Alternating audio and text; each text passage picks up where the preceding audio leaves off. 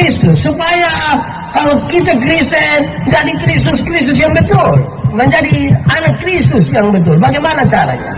Tidak ada cara lain. Cara yang paling penting adalah kalau saudara belajar dari Yohanes pasal 14, jangan berhenti di ayat 6. Belajar terus sampai ayat ke-12, bahkan ke-14. Sampai ayat yang ke-12 ini kasih tahu kita, barang siapa percaya kepadaku, melakukan cara-cara yang aku lakukan. Amin. Siapa percaya Tuhan, bukan hanya omong, melakukan. Saya ingin pakai cara-cara praktis untuk kasih tahu kita bahwa kalau mau ikut Yesus, menjadi pengikut Kristus, di mana Kristus tinggal di dalam kekristenan kita, hal ini harus dilakukan. Satu saat Yesus urus seorang perempuan berzina yang kena tangkap. Supaya pulang, kalau suami berzina, nah istri berzina, urus pakai cara Kristus kalau kita mengaku pengikut Kristus. Ada seorang perempuan berzina kena tangkap, orang bawa dia kepada Yesus. Menurut aturan setempat, ini perempuan harus dilempar dengan batu sampai mati. Tuhan Yesus duduk korek-korek tanah sedikit, Tuhan Yesus bilang begini, siapa rasa diri tidak berdosa, silahkan ambil batu dan lempar duluan. Ada yang lempar? Ada yang lempar? Yesus tanya, dong gimana? Dong sepulang semua Bapak. Terus Yesus ucapkan kalimat yang penting ini. Yesus bilang begini, engkau pergilah dan jangan berbuat dosa lagi. Pergilah dan jangan buat dosa lagi. Yesus tidak kompromi dengan dosa. Dosa tetap dosa. Tetapi kepada pendosa yang berzina ini, Yesus beri kesempatan baru. Masa lalu tidak bisa dirubah, tapi masa depan bisa dirancang dalam Kristus. Amin. Sekarang saya mau tanya, hai suami-suami yang mengaku pengikut Yesus, kalau sebentar pulang ketahuan istrimu ada berzina dengan laki-laki lain, sudah bisa urus pakai cara Yesus kok? Mama, pergilah dan jangan berbuat dosa lagi. Bisa. Ini suami dong akan bilang, mama, pergilah dan jangan pulang lagi. Beda ada lu cincang ke semua. Begitu merantai salib besar. Ibu-ibu, ada mengaku pengikut Yesus, sebentar pulang ketahuan suamimu berzina dengan perempuan lain, sudah bisa urus pakai cara Yesus kok? Papa, pergilah dan jangan berbuat dosa lagi. Pasti Bapak bilang, puji Tuhan, Bapak doni jus satu. Saudara-saudara, banyak ibu-ibu tidak begitu. Banyak masalah rumah tangga yang kami urus, ibu-ibu yang ketahuan suaminya berzina, dong bukan bilang pergilah dan jangan buat dosa lagi. Ini ibu-ibu dong berdiri Bapak di pintu baru bilang begini, lu kira lu sendirian bisa? Lu jangan lihat umur 40 tahun begini Bapak, mah berapa yang kecewa. Kalau urus model begini, berhenti. Kristus tidak ada di dalam kita. Kedua, saudara, satu saat Yesus urus orang bakalai baku rampas jabatan. Murid-murid bertengkar, siapa yang paling besar di antara mereka, supaya nanti kalau ada yang baku rampas jabatan tahun 2019, urus pakai cara Yesus. Murid-murid sementara bertengkar, siapakah yang terbesar di antara mereka? Yakobus bilang dia, Petrus bilang dia, Yohanes bilang dia, Andreas bilang dia. Yesus tidak marah. Jabatan itu kebutuhan, tapi proses yang menjadi penting. Yesus ambil anak kecil satu, datang taruh di antara mereka. Terus Yesus bilang begini, barang siapa mau jadi yang terbesar di antara kamu, hendaklah dia menjadi yang selesai. Tidak pakai pendekatan dan sekta, tidak pakai bawa ayam, tidak pakai pikas tobeng. Kita semua saudara bang, saudara apa? Saudara yang muka beda. Karena tahun 2009 yang lalu saya ketua Panwaslu. Saya begini ketua Panwaslu. Saya juga heran. Datang 1-2 caleg, orang tanya saya, Bapak Pendeta, ya, kira-kira saya bisa jadi anggota dewan kok tidak? Saya bilang yang macam Bapak begini tidak bisa. Hei, kok Pak Pendeta pun yakin sekali? Saya yakin. Kenapa? Oh Bapak, ini saya minta tolong jadi majelis, jadi pengetua diyakin yang urus 20-23 kakak. Saya Bapak tidak mau. Bapak mau urusin dunia ini, saya yakin tidak jadi. Habis pemilu dia tidak terpilih, dia bicara saya, Bapak Pendeta. Kenapa? Ternyata Bapak Pendeta mulut panas. Saya bilang ini tidak mulut panas. Anda yang tidak terbiasa setia pada perkara-perkara yang firman Tuhan berkata, kalau engkau setia pada perkara-perkara yang kecil, kepadamu dianugerahkan perkara yang besar. Anugerahkan itu artinya duduk diam-diam, dia kasih kepadamu. Amin. Itu hidup dalam Kristus. Ketiga, satu saat Yesus suruh sebuah kesenjangan sosial.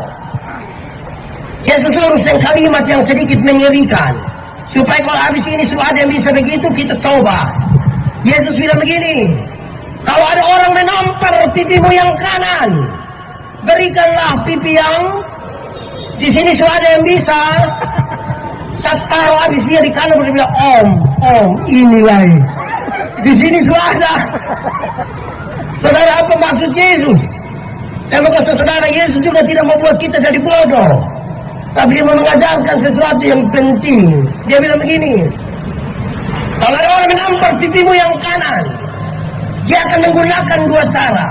Pertama, dia akan pakai tangan kiri. Dalam tradisi Yahudi, tangan kiri hanya boleh dipakai untuk pegang barang yang haram. Yang kedua, menampar pipi kanan akan menggunakan punggung tangan kanan, backhand itu tradisi Yahudi mengatakan punggung tangan kanan hanya boleh dipergunakan oleh para tuan untuk menampar budak-budaknya. Dan sekarang Yesus ajar, kalau ada orang menampar pipimu yang kanan, menganggap engkau haram atau menganggap engkau budak, berikanlah pipi kirimu, supaya dia mau mengangkat tangan kanannya. Di situ dia tahu di hadapan Tuhan kita sama. Ini kritik serius bagi orang-orang kaya. Hai orang-orang kaya, rumahmu yang tambah hebat, yang tambah bersih, yang tambah bagus itu bukan engkau yang pel. Yang pel itu nona-nona dari yang resau kompor. Supaya penghargaan kita kepada kemanusiaan menjadi penting. Saudara, kita pun penghargaan pada kemanusiaan ini bermasalah. Dan masalah paling pertama itu di rumah. Ini bapak dong, kalau kita yang bapak, ya, bapak pun anak ada berapa? 4 orang Pak Pendeta. Terus saya kerja di mana? Aduh puji Tuhan bapak, Tuhan saya kok yang 3 sudah jadi manusia. Anak yang 4 orang yang jadi manusia berapa? 3. Habis yang 1. Yang 1 tuh batu mungkin Saya mau tanya saudara. Kalau jadi pendeta manusia kok bukan? Manusia. Kalau jadi polisi, kalau jadi wali kota, kalau jadi anggota dewan. Tapi kalau kamu tamat SMA, kok tidak ada kerja, kampung bapak bilang kamu bukan manusia. Makanya banyak anak cari kemanusiaan don di pinggir jalan. Woi anak-anak, dengar. Motor yang kamu pakai itu pabrik yang buat. Sistemnya modern. Yang kerja di pabrik itu orang-orang otak bagus semua, pintar-pintar. Makanya harus tahu memang gas di mana, rem di mana, speedometer ke mana, ban, velg, knalpot, semua dong tahu memang. Tapi kita pun anak dong yang tidak lulus semua mata pelajaran ini. Tujuh reparasi motor. Akhirnya motor bunyi ke orang gila. Wah. Hei, setiap kali mau lewat satu kampung ke motor bunyi, wah, itu orang pun doa hanya 1. Kau mati baik. Itu hanya sekedar mau cari pengakuan diri. Wih, berhenti. Ini anak dong di 1. Ajar dong, Tadi malam kita di Kuanino sampai bisa tidur bapak. Kok kenapa kau bisa tidur? Bapak kau ingin anak muda rombong gas motor nih bapak. Polisi su tembak peringatan, su gas air mata, tetap dong gas. Tahu mau salah bapak, siapa bapak? Dan bapak dong ya salah. Kau kenapa kami yang salah lah Bapak? Kok Bapak doang yang beli motor nah? Coba kalau cari Bapak doang jangan beli, kurang pakai kayu sama sampai pagi. Tidak mungkin. Tidak mungkin. Ini anak dong itu kayak apa? Satu saat Yesus urus sebuah dilema pajak. Itu pertanyaan menarik. Itu urusan dimulai dari sebuah pertanyaan dia begini. Boleh bayar pajak kepada kaisar atau tidak? Pertanyaan itu serius. Kenapa? Kalau Yesus bilang bahwa boleh bayar pajak kepada kaisar, maka ribuan orang pengikut Yesus akan meninggalkan Yesus. Karena pajak waktu itu terlalu mahal. Terlalu mahal.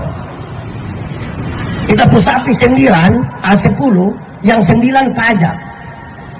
Tapi kalau Yesus bilang tidak boleh bayar pajak kepada kaisar, maka dia dianggap memprovokasi masyarakat untuk lawan pemerintah. Dia pasti akan ditangkap. Maka bagaimana sekarang Yesus bilang? Yesus bilang begini, tunjukkanlah kepadaku koin untuk pembayaran pajak itu. Yesus tanya, gambar dan tulisan siapa ini? Kaisar. Berikan kepada kaisar apa yang wajib kamu berikan kepada kaisar. Tapi berikanlah kepada Tuhan apa yang wajib kamu berikan kepada Tuhan. Itu bukan soal perpuluhan. Itu bukan soal uang. Gambar dan tulisan siapa ini? Kaisar. Karena tertulis Maximus Periode. Kasih karena dia gambar dan tulisan. Tapi Alkitab mengatakan, kamu adalah gambar dan tulisan Allah. Berikan uangmu pada kaisar, tapi berikan dirimu pada Tuhan, bukan uang. Di sorga tidak ada kios jual super mini. Kita tidak kumpul uang dari super mini di sorga. Jiwa itu yang paling berharga. Dan itu yang kita mau kasih di Tuhan. Supaya jangan ada yang diam Pak Pendeta, saya memang tidak pergi gereja Bapak, tapi saya pun persembahkan di setan. Terus dari itu serius. Kalau tidak kita sulit untuk mengucap. Nitui Maimana Kantuka Materi Nuale Masih Yang Bukai Manas